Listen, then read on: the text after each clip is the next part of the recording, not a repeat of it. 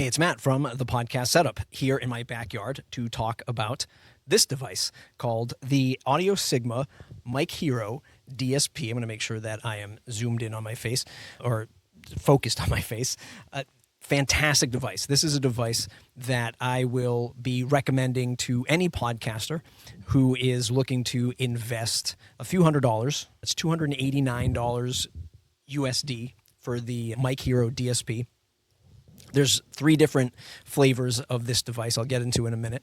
But if you're looking to spend, let's say, $400 on a microphone, the typical SM7B, versus $75 to $100 for something like this Samson Q2U, this device not only makes a microphone like this sound a whole heck of a lot better, but it does give you some great features that we'll cover in a moment for, depending on the recording environment that you're in. Now, it's slightly windy here. There'll be noise from cars going by. This device hopefully shields some of that noise with just pressing some haptic buttons on the back versus software, something like a Rodecaster or a Vocaster.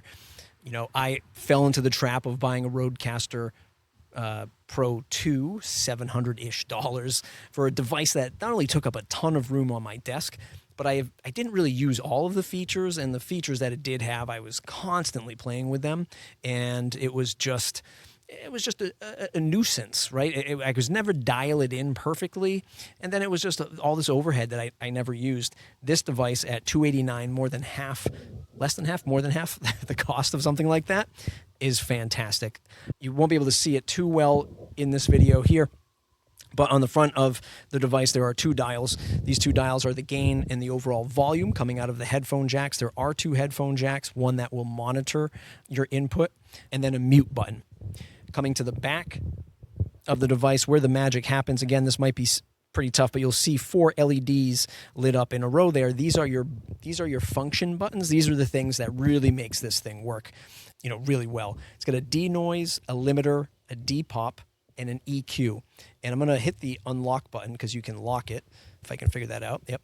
So I had it locked, so if I touched those buttons, it wasn't going to do anything. Now I unlock it, and I can press things like the EQ, bring it up to its highest level, turn it off completely, bring it to its entry level point. And that's how these buttons work. They sort of have like this good, better, best setting.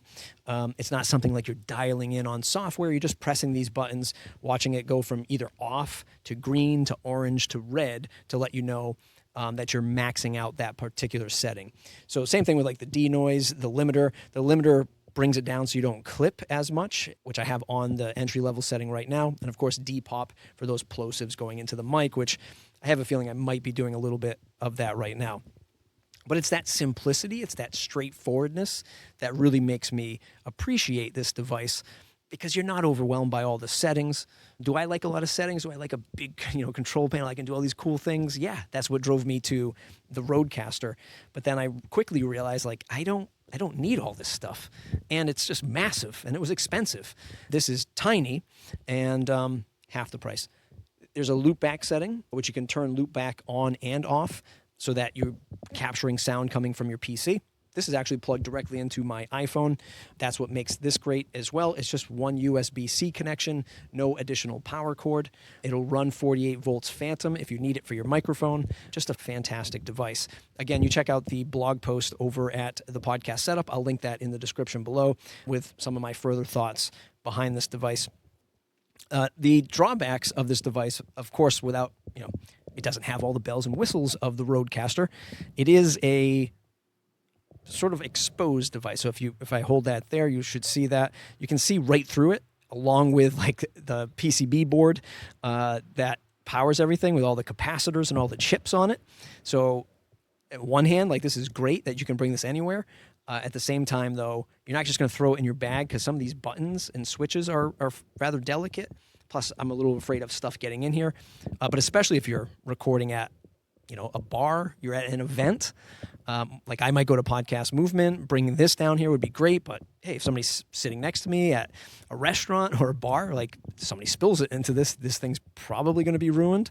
It would be great in a future version if it was a hard shell and you could still access these buttons to kind of protect it. Otherwise I'm not just throwing it into my backpack. It comes with a great carrying case, and from everything I can tell, this is just a one-man band, just one guy at Audiosigma who makes these devices. He actually signed the back of the box for me when he shipped it out. So, and actually messaged me on LinkedIn. So it'd be great. I expect if you have an issue with this, he'll work with you to get it resolved. Again, check out the blog post for more information. I do recommend it. $289. Don't go crazy on buying a $400 mic if you don't need it. Something like this, with this microphone, or maybe a step up, can make your sound really good. Really good. That's my professional audio engineer opinion.